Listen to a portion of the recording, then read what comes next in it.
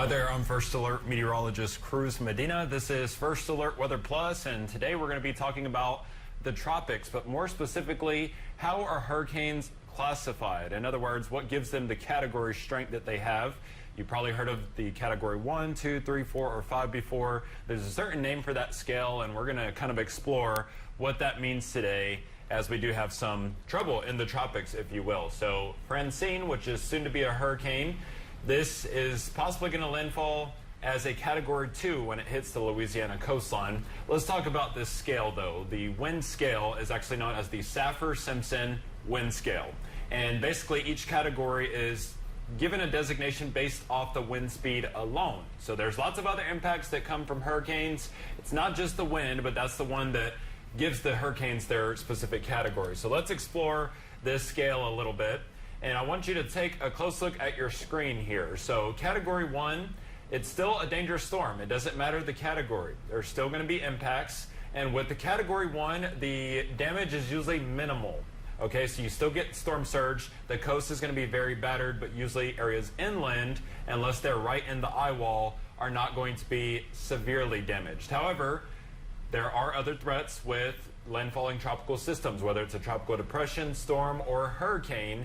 You can still get impacts at the coast, such as the storm surge, obviously freshwater flooding, and even tornadoes, which we'll talk more about in just a moment. Let's kick it up a notch here. Let's go to category 2. So you can see that this does cause extensive damage. This is possibly what Francine could bring to the Louisiana coast. So this is a strong storm. The winds are going to be strong. So they're going to be in the range of 96 to 110 miles per hour. That's what we could see with Francine as it comes ashore. And so yes, you get more impacts with the wind here, but the storm surge is also going to be higher. And that's because the winds, as the storm is coming ashore, especially on the right-hand side, those will actually get pushed inland. So we'll see that storm surge reaching a little farther inland. That is something to be mindful of when storms make landfall. Going up another level, so we'll go category 3 now. This is what we consider a major hurricane, and yes, the designation there, major hurricane, is extensive. So it shows a big jump in wind speeds. The wind speeds here in the range of 111 to 129. So this could bring devastating damage.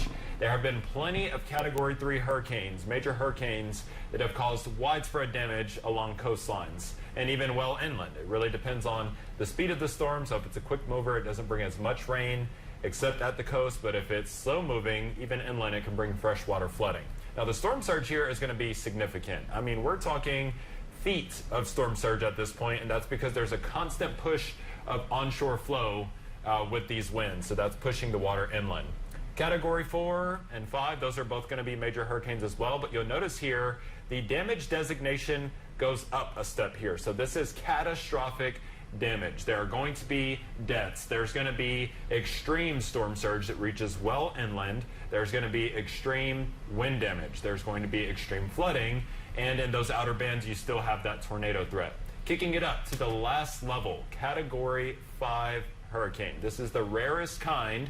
We have had category 5 hurricanes impact the U.S. mainland. So it's not like we've never seen it. It's just it doesn't happen that often. So category 5 storms, these are supposed to be among the strongest wind speeds on Earth. I mean, really the only thing that has stronger wind speeds than that is going to be, you know, upper level, a significant tornado, if you will. So an EF4 or 5 or something of that sort. So catastrophic damage. I mean, this can straight wipe, the winds alone, wipe homes off of their foundation. The storm surge is tremendous. So think about those winds, 157 miles per hour plus. Think about Hurricane Michael. That was a significant storm that landfalled along the Florida Panhandle right around Mexico Beach. There was so much devastation there. I mean, trees were stripped from their leaves, or the leaves were stripped from the trees, rather. Trees were knocked over. Houses were wiped clean from the slate. Storm surge reached miles inland. Just widespread damage, widespread loss of life. It was really a sad situation, but these are among the strongest storms. So now that we've covered the hurricane categories, let's talk about storm surge. So I was mentioning these feet of storm surge come with often the stronger hurricanes. So think category 2 and higher are going to experience significant storm surge, and we could see that with Francine. So these winds, they're giving a persistent push of wind onshore that's pushing the water and not allowing it to retreat. So think of these hurricane force winds. These are sustained winds with higher gusts. But sustained winds, think of like a blow dryer. So the wind is constant.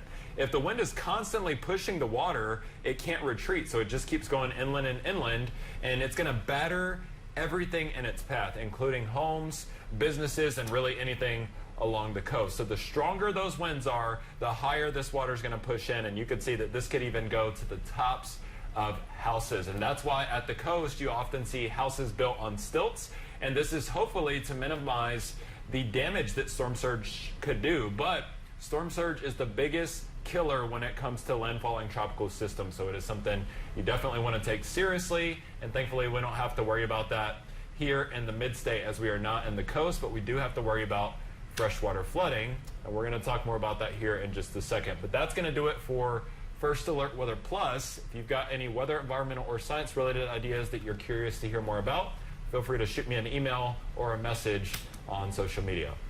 Let's talk about Francine.